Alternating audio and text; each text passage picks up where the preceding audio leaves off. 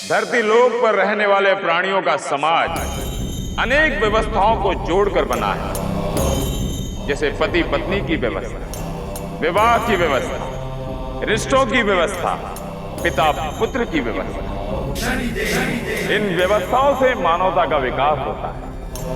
विवाह व्यवस्था से मनुष्य संतान सुख प्राप्त करता है और मृत्यु उपरांत पुत्र द्वारा पिंडदान करने पर उसे मुक्ति मिलती है।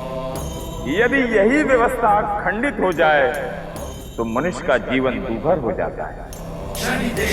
इन व्यवस्थाओं की रक्षा करना साधारण मनुष्य से लेकर राजा तक के लिए अनिवार्य है। सूर्यवंशी राजा इक्ष्वाकु ने जीवन पर्यंत इन व्यवस्थाओं का पालन किया और अपने राज्य में सूर्यवंश की स्थापना की, परंतु उनके पुत्र वनराज ने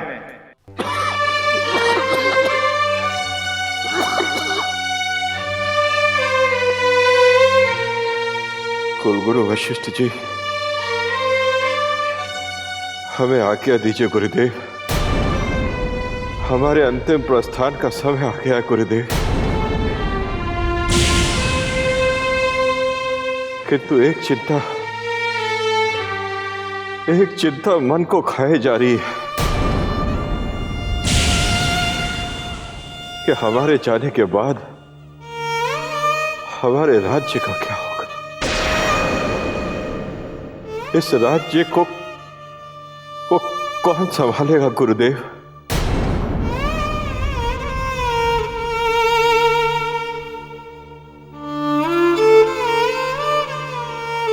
आप दुखी ना हो।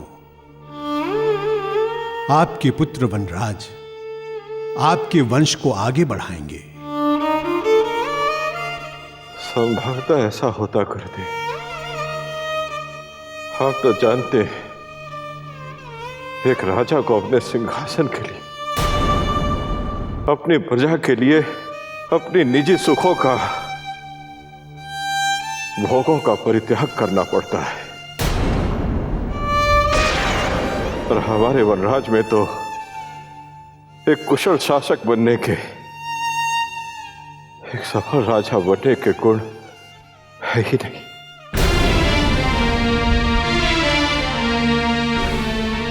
गुरुदेव, ऐसा प्रतीत होता है कि हमारे साथ ही सूर्यवंशियों की यह गौरवशाली परंपरा, हमारा यह कुल समाप्त हो जाएगा।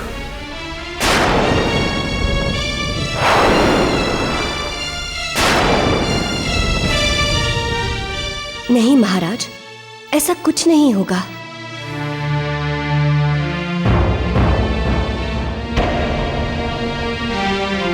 सूर्यलेखा, यदि तुम चाहो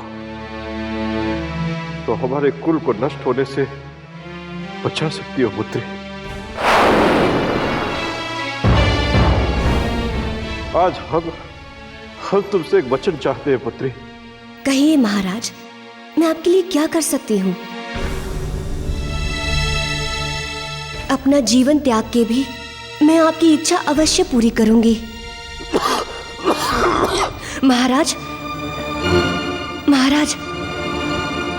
पुत्री, हमारी अंतिम इच्छा है कि तुम हमारे पुत्र वधू बनकर हमारी कुल की रक्षा कर। तुम हमारे पुत्र वधू बनकर हमारे कुल की रक्षा कर। तुम हमारे पुत्र वधू बनकर हमारे कुल की रक्षा कर।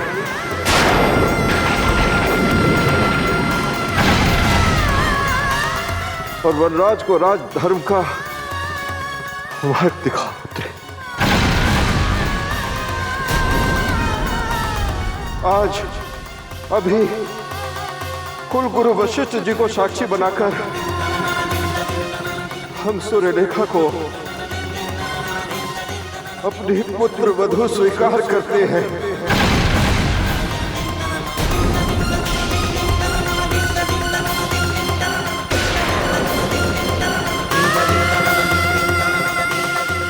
महाराज, मैं आपको वचन देती हूँ